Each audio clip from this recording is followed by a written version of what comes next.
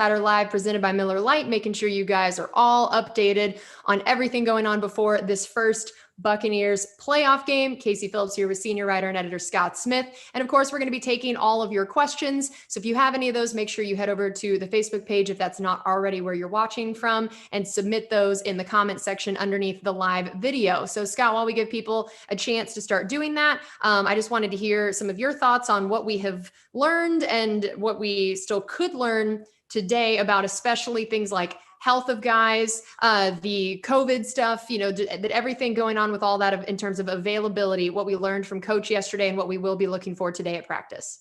Well, I guess the biggest piece of news is that Shaq Barrett was activated from the reserve COVID list. So he will be back in practice today and will be available to play on Saturday, which is great to have that Shaq and JPP combo back again. We need that.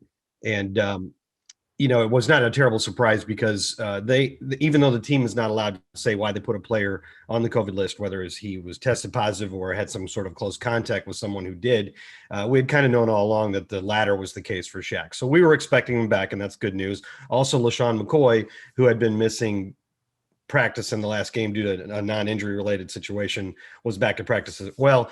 And Carlton Davis went from not participating to limited participation. So hopefully today we can see him get all the way to full and feel good about his chances to play on Saturday. Mike Evans still did not practice yesterday, but that's not a setback or really bad news because the target all along was today. So today really is the big day. It's what would normally be a Friday practice.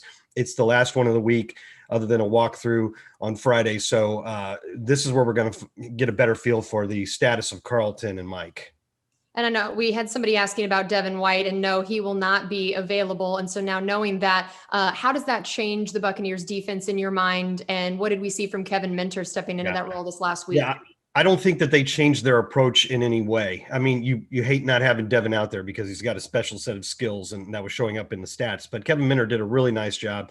And the thing about Kevin is he's got a very good grasp of this defense. I know I said that yesterday, but we're talking about the same thing. So he knows what he's doing, and he's a pretty productive guy when he's out there on the field. He proved that last year when he played 3 games for Devin White. So it's a position where you can't. There's certain spots on this team where if you lose a guy, you can't hope to put in another guy that's just as good, right? I mean, if you lose Mike Evans, you don't have another Mike Evans, but you do have a guy in Kevin Minter who knows what he's doing and has shown that he can keep everything sort of humming along when he's in there. And then I like this. Someone asked you where to go. Daniel asked you to put your coaching hat on, and how would you attack this Washington defense? Well, I mean, I think what I'm going to do is I'm going to keep spreading the ball around.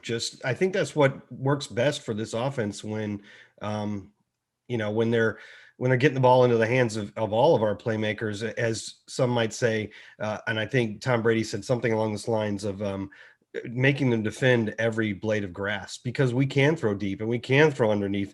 And I think what Daniel's looking for me to say is something along the lines of get the ball out of Tom's hands quickly because of that pass rush. And there's an element of that. I agree. But I also think you, at least at the beginning, until proven otherwise, you trust your offensive line to be up to this task. I mean, we are rightfully making a lot about their great defensive front, but the Bucs have faced good pass rushers throughout the year, and they've done a good job against, not all the time, but against most of them. And when they have, the offense has operated very, very well. So, to me, I run my offense like I normally would until it becomes obvious that we have to switch up and find ways to get the ball out of Tom's hand a little quicker. And then maybe related to this, Mitchell had asked about the weather on Saturday. And is there any chance in your mind that changes anything in terms of what we try to do offensively if there is some colder weather or some sleet?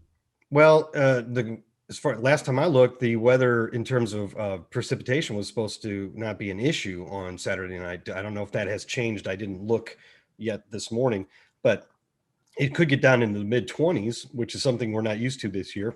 But there's not supposed to be any rain or sleet, so you're just talking about playing in the cold. Tom Brady's thrown in the cold before. I don't see how that's an issue.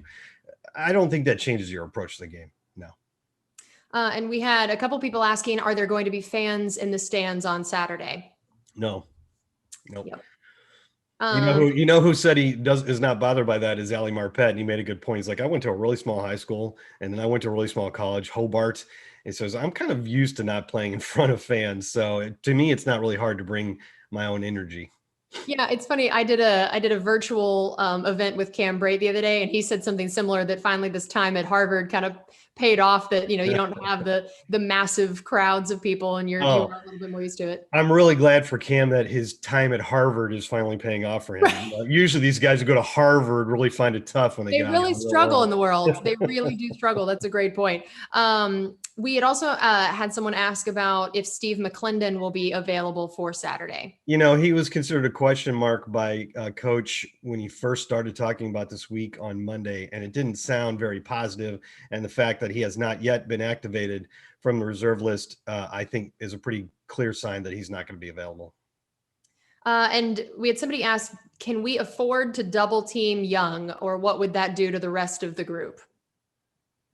Yeah, I think you can. If he's the one you're most worried about, of course, Montez Sweat was actually their leading pass rusher, and here's why I would say yes. From what I could see on the I don't know if you ever look at next gen stats, but they have one of the things they have is a player location. It'll show of a defensive player. It'll show their pre-snap location, where they're standing on the field before the ball is snapped. And Sweat and Young do both switch sides and rush from both sides, but more commonly, Montez Sweat rushes from the left side of the defense, which is over the right tackle, and Young over the left tackle.